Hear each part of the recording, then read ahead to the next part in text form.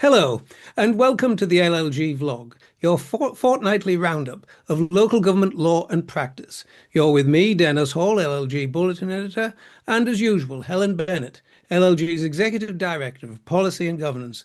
Great to see you once again, Helen. How are you?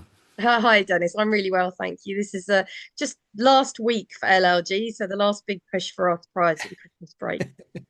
Yes, it's the run up to Christmas, of course, and we've got a big topic to look at today. Because today we will examine what's behind precisely the postponement of the 2026 mayoral elections in the south and southeast of England. The headline from commentators is clear. The government's recent decision to delay mayoral elections cannot be justified on democratic or fairness grounds, and that's what the experts have been saying. The government has postponed the May 2026 mayoral elections in Greater Essex, Sussex and Brighton, Hampshire and Solent, and Norfolk and Suffolk. Mm. It is being said, Helen, that the decision to delay mayoral elections reflects very poorly on the government. And so say the the devolution experts at the Institute for Government. And much of what we have to say today is based upon some of their commentary, and Yeah. thanks for that. Now, the government made the unexpected announcement earlier this month that the election of those four new regional mayors planned for 2026 would be delayed until 2028. Well, I mean, that quite a few of our members that are concerned in this with this Hmm, actually did see this coming. Well, right. whilst I think it has been a bit of a surprise for others, but Yes. I think there's a certain number were, well, this how's this going to work in the time we've got? So, but that doesn't mean it hasn't had no lesser impact. No. So I think, I mean, why is the government doing this? Well, what's their reasons for doing it? And you've alluded to some of it, but I think what seems to be the justification in those Hmm, regions is that they need to be fully implemented before mayors take office. Well, hmm. yeah, I mean, who can see that? And that the Yeah. extra time for preparation and capacity building, the government says will enable mayors to hit the ground running in 2028. But commentators have been saying that this decision reflects very poorly on the government, which itself originally, of course, set the timetable for devolution and local government reorganisation. Hmm. And if you remember, Dennis, they were moving at pace and not allowing any kind of No, delays in terms they were very strict on it. very rigid. Yeah, they were very, that's the better word for it, rigid, although they moved a bit themselves. So I could see why on that basis. Um, and it does represent a major, I would say, setback in policy area in which the Hmm. government seems to be making real progress, I think it's fair to say. Well, this is precisely it, Helen, because this is the devolution priority program, their Mm. priority. And many have been asking, is this a sufficient reason for postponing these elections? The bar for suspending elections, everyone says, should be set very high and has not been reached in this case. And this is what they're all saying. Yeah. Back in February 2025, the government announced that Greater Essex, Sussex and Brighton, Hampshire and the Solent, and Norfolk and Suffolk had been accepted onto this devolution priority programme with a commitment to hold inaugural mayoral elections in May 2026. Local government reorganisation would proceed on a slightly longer timeline with a view to new unitary authorities coming into being in 2028. Yeah. So there's going to be an impact all the way down, isn't there? There's got to be a Indeed. domino effect. So, I mean, well, the government's now torn up this plan, hasn't it? This is the second Yeah. time, in fact, the government have postponed elections in these areas because, of course, they delayed the May 2025 council Mm. election. Yeah. Um, I think when the delay, the Yes, there was earlier the earlier delay. delay, Yeah. yeah, the earlier announcement, I think at that point, one argument made by, and it was the then Deputy Prime Minister Angela Rayner, was that holding mayoral and council elections on the same date would save taxpayers money, though give returning officers a bit of a headache. But December's announcement, this announcement about this delay, actually is separating mayoral and county council elections.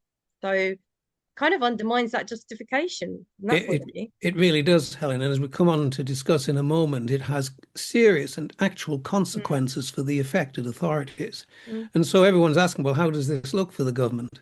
Well, commentators are saying the government is now tying itself in knots, attempting to justify its decision. The priority programme was announced with an expectation that selected areas would be on a fast track to drive real change and, of course, real growth.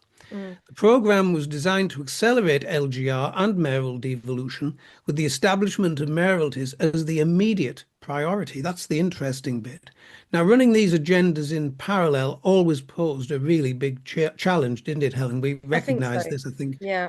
But it's one that local authorities have done their best to meet, investing substantial time, capacity, and political capital to meet the government's own deadlines. Well, local authority have always reacted in that manner, haven't we? Mm, they do Um, the right thing. that's right. Yeah.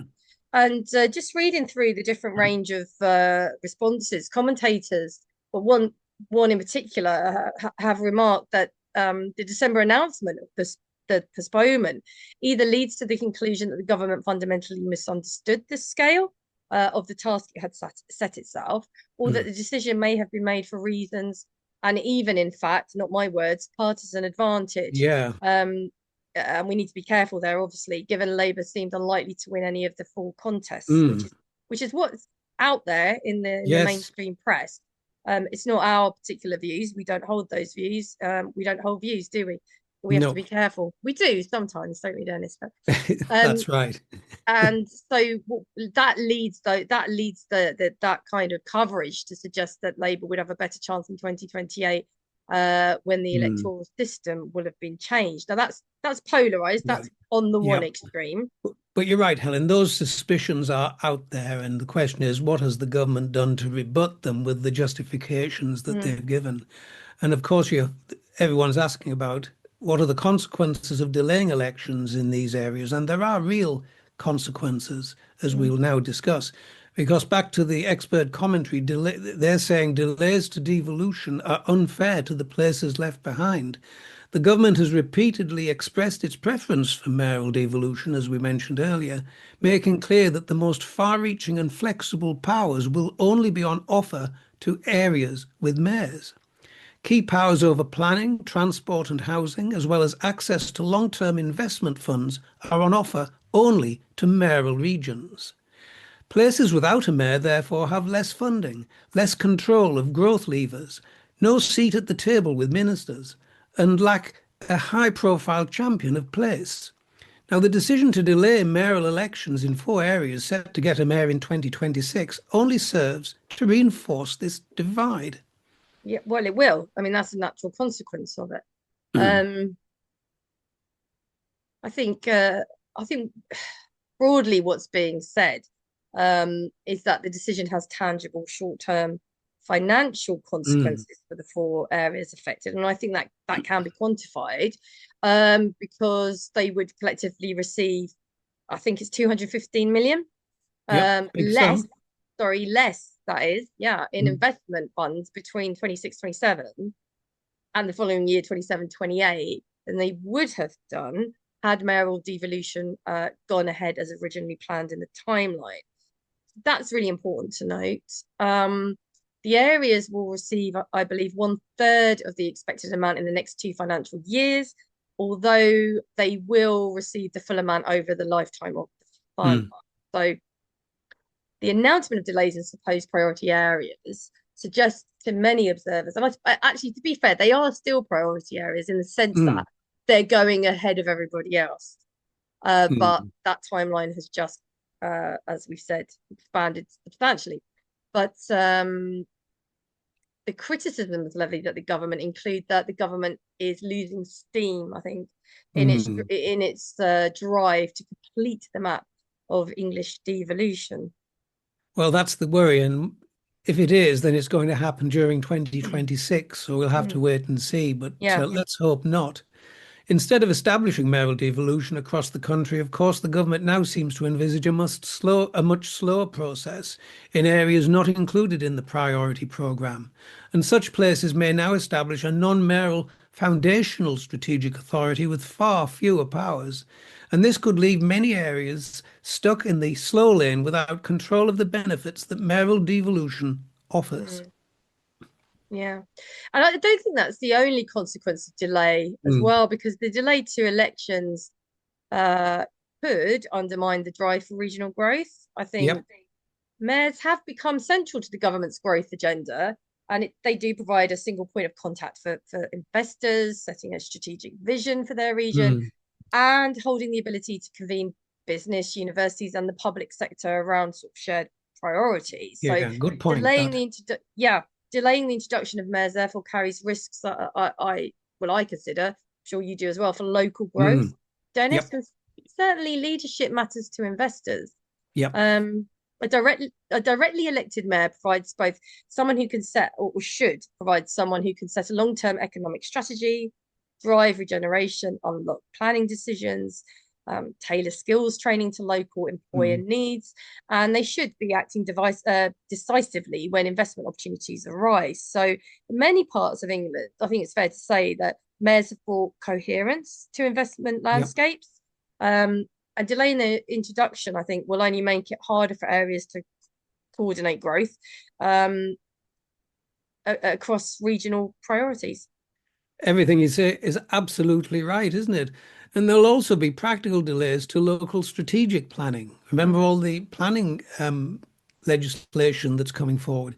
New combined authorities were set to produce local growth plans as well, spatial development strategies, and other regional strategies to support growth in their areas. Where will they now come from in the areas affected by the postponement? Pushing elections to 2028 means these foundational strategies will either be postponed or weakened. And yeah, this only further undermines the certainty that those investors you mentioned can rely on. yeah, Now, yeah. what responses have there been to all of this? What are the responses to the mayoral elections postponement? Well, responding to the announcement, Councillor Richard Wright, chair of the District Councils Network, claimed that the decision to delay mayoral elections by 2 years was a backward step that perpetuates England's enduring power imbalance. It's completely unacceptable, he said, that 28 million people living in non-metropolitan areas continue to be deprived of the mayoral devolution now given to all urban areas. He said, if mayoral devolution isn't taking place even in areas of the so-called devolution priority programme, it's clearly not much of a priority. Mm. Well, I mean, I took a look at the county councils network because obviously Mm, I'm aware that a lot of county councils are, you know, nervous about, mm, well, worried. Well, there's definitely tensions around the elections and the effect on the county councillors, or not, as the case may be. But their chairman is Councillor Matthew Hicks. mm, Now, what he's been saying is that county councils have pulled out all the stops to ensure new county combined authorities to make sure they were up and running before next May. And they've invested significant time and resources to do so. And he went on to say, therefore, mm, the announcement, his words, is bitterly disappointing, mm. preventing these areas assessing all the funding and powers they were promised for May 2026. And he says it is a missed opportunity for government, who has put national growth at its central mission. So they're here, And they're, yes. they're here words. And he added, while the County Councils network welcomes commitments to investment funds and capacity funding to progress strategic authorities' arrangements in these areas, this unexpected development will pose serious questions. First, over how these devolution arrangements will be taken forward now, while injecting uncertainty for other county areas who rightly saw reorganisation as a route map to greater devolution. Mm. Well, the county councils network, which can be used as CCM, but that always confuses me because I always think that sounds like an American broadcasting corporation. It does, Um, yeah. Slightly. Um, have said that they'll seek immediate assurances from government, ensuring upper tier councils in these areas are given as many of the promised mayoral powers as possible before 2028. I can't see how that's going to work, No. but there we go. There's no reason why you shouldn't ask. Um, so what do we think government should do? Well, I think the government should redouble its efforts to extend devolution to all parts of England. Yeah, yeah. Um, as they're on that agenda. Yep. Um, I think delaying elections is a step that should only ever be taken in exceptional circumstances, Dennis. I think we all agree. Yes, that's the Um, point. and Angela Rayner herself earlier this year did say the bar is high, and rightly so. Um, I'm not sure there's been a convincing case for disfranchising voters for a second year in succession. No. I'm not sure, and I haven't done the assessment. Does that meet the threshold? I'd be interested to know what people's views are in that on that. Yeah. Yeah. Well, the point is this: Labour took office on a manifesto pledge to widen devolution to more areas, Mm, encouraging local authorities to come together and take on new powers. This was a bold vision, one that we frankly share, I think, in the light of what's emerged in what they've published about all of this. And the government has made welcome progress. yeah. After December's disappointing announcement, however, the government should renew its enthusiasm for this important agenda that can help deliver better growth and reinvigorated local democracy across England. So, please, in 2026, no more election postponements, please. Well, that's a wrap, I think, Helen. That's all for Yeah. this episode. So we'll see you next time for more legal insights and updates. Yeah, and just to say, this is the last edition of the vlog in 2025, but we will be back next year with a whole program of podcasts and vlogs. So it's just left for us to wish our listeners a Merry Christmas and a Happy New Year. And we will see you back from the 19th of January.